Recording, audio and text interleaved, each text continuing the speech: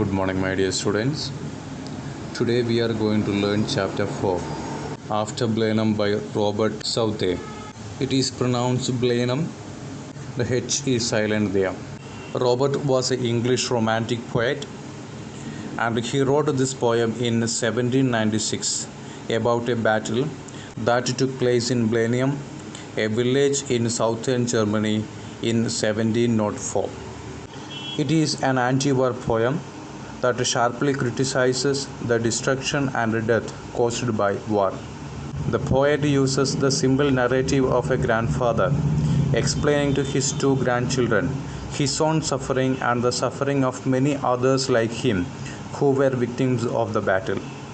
The grandfather cannot give any good reason for the war and he can only repeat that it was a famous victory.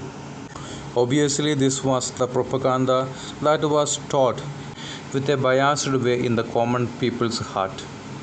The poet wants to emphasize through the repetition of the line that war was senseless, not worth attempting and evil, and that in war there are no real winners.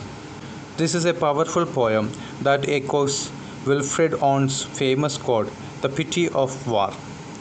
This poem is a wake-up call to seek peaceful solution to all conflicts. If we talk about the themes of this poem, there are two main themes. The first one is horrors of war and the second one is generation gap. This poem is using an ironic structure to bring home the idea that war is horrible. Thousands of people are killed, wounded or wounded very seriously. Houses are burned down. People become homeless. Men, women, and children suffer physical pain and mental pain. Ordinary soldiers lay down their lives.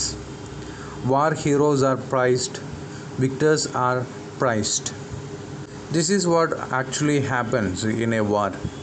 Like the same, this is what happened in the war fought at Blenheim in 1704. The English registered a grand victory over the French.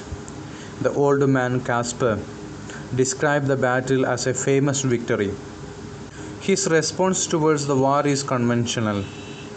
Only his grandchildren fail to understand how a destructive and evil thing like the war can be praised and hailed as something grand and famous.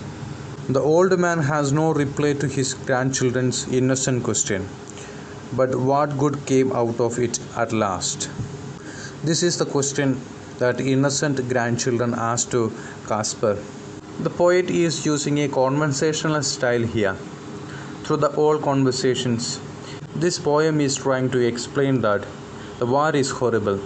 We can't prize it as a famous victory because from both the sides, men, women, and children suffer physical pain and mental pain.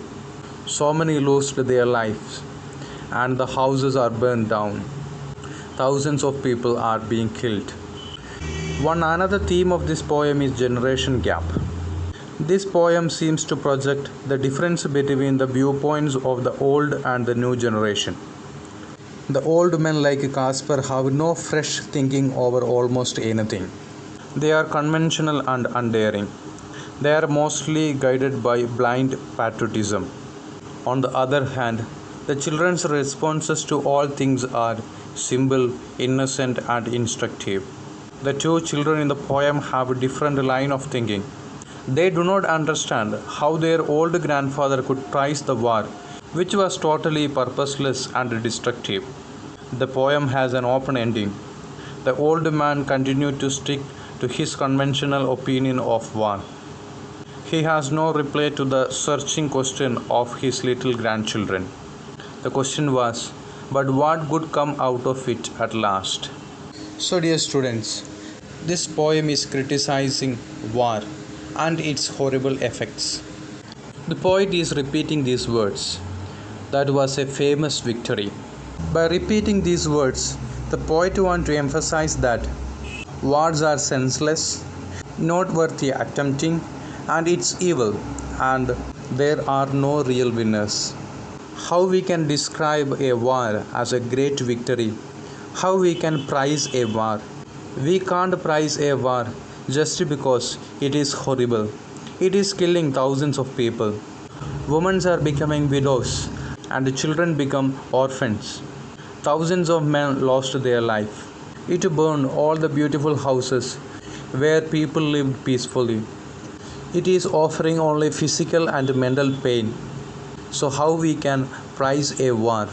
Poet is giving this question in our heart. And this poem is asking us to seek peaceful solution to all conflicts. War is not a solution. So dear students, read the poem, find out the difficult words and try to understand the meaning of the poem. We will see the poem and stanza wise explanation in the next class.